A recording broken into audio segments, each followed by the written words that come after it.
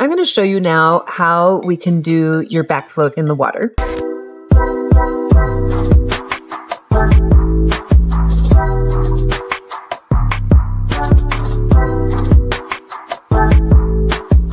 So the first thing for us to do is come over to the wall, and we can hang on the wall like you're doing the easiest pull-up that you've ever done. Now, one of the key things here is your legs, because we're going to do this in the shallow end. You can have the tops of your feet on the bottom of the floor so that you're not standing on your foot. And the reason why we do this is just so that your legs can be like limp noodles on the floor. Don't try and pick them up off the floor, because you're going to add tension into your float and it's going to change the position of your float. So we're going to let your feet be on the floor. All of the weight should be in your fingers. Your fingers is what's holding your head up out of the water here.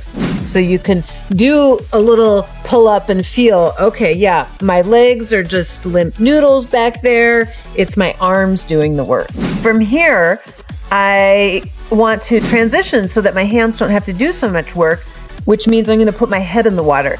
The work my fingers are doing right now is the work of holding my head out. I can lay my head onto the water like I'm laying on the easiest pillow I have ever laid on. Not a pillow that you don't really want to put your head on, not some yucky pillow at a gross hotel or something.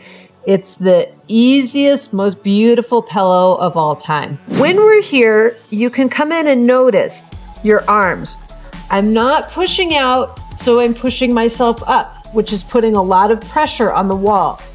If my ears are out of the water, that means I'm pressing with my arms. I'm not letting the water hold me.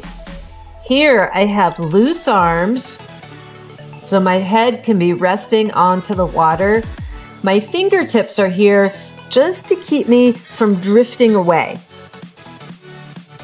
Some things that you can notice here is when you take a big breath,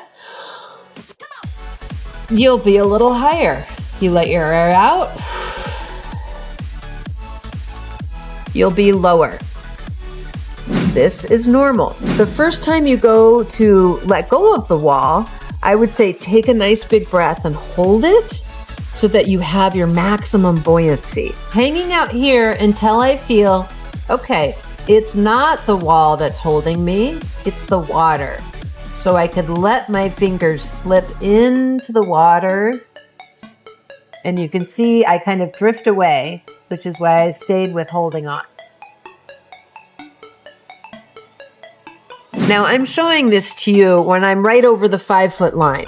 I'd like you to do this over in the 2-foot section or the 3-foot section, somewhere where it's 100% okay for you to drift away. You don't want to accidentally be drifting away into deep water to begin with, unless you have a lifeguard there or you have somebody who can help you. The other piece is if you're drifting into a space that is deeper than you feel confident about getting your air, you're going to tense up.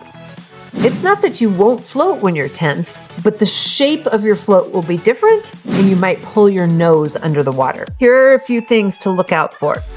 When we're laying here, it's not about bringing our knees up. That's going to make your hips go down. It pulls you more to vertical. We also, if you are laying here and say, I want to test it, and take your hands off, it's going to push your face under the water. It's about letting yourself come down into the water by letting go of tension. When you're holding onto the wall, you want to check and see, am I tense? Where am I tense? Let me let go of that tension before I let my fingers come off the wall. So if I'm tense in my shoulders or my neck or my stomach, my arms, I want to wait to let that go. If I'm holding my feet up off the floor, I want to let all of those things go so I can feel the water holding me up. The other way that we can go into our back float, and I'll have us change over here a little bit, is we can come, I'm in about 3.5 feet of water, 4 feet of water or so. I can squat down in the water and come low into the water Again, lowering myself down till my ears go in the water, and so I can lay back on the water. Notice how my feet don't come up. This is normal. Let the feet go down. One of the biggest mistakes that people make when back floating is thinking that all of them needs to be flat on the water, that they need to kick up and be flat on the water.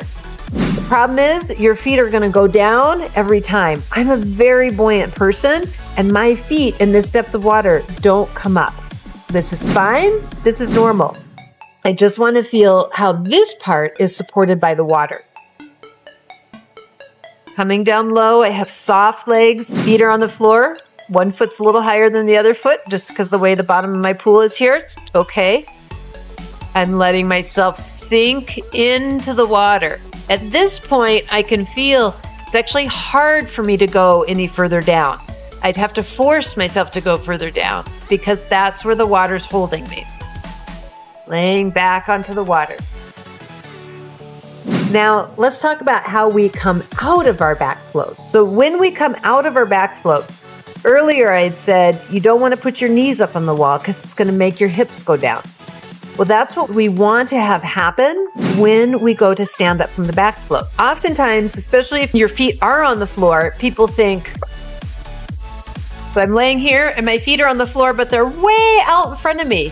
It's really hard to stand up on my feet.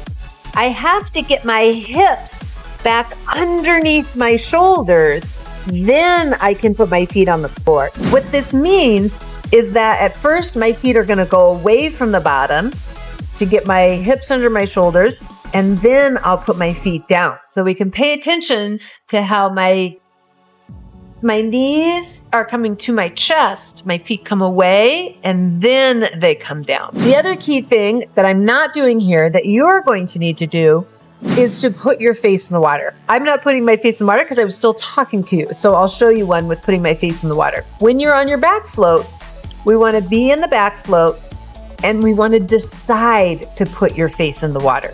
We'll take a breath and we'll have our face come forward so your face comes in the water. So you're putting it in control instead of it just falling under. So I'm paying attention. I have my eyes looking up, and then I'm going to go all the way to eyes looking down.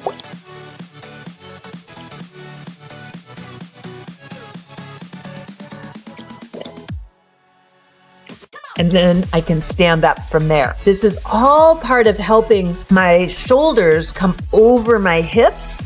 That gives me some weight to have my feet come down underneath me. If you're thinking about, I want my feet to be up, this is where people commonly get water in their nose because they're lifting their feet, but not preparing to put their face in the water. We end up nose up and feet up, and we get very off balance. This is where putting our face in the water on purpose takes care of that. Eyes are straight up,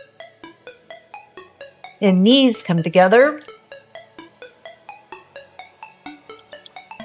Rotating me forward. This is where if we haven't taken care of our faces, if we haven't done the class on being 100% comfortable with your face in the water, it's going to make this one a little bit harder if you're not wanting to put your face in the water. So make sure you take care of that as well before you go into this one.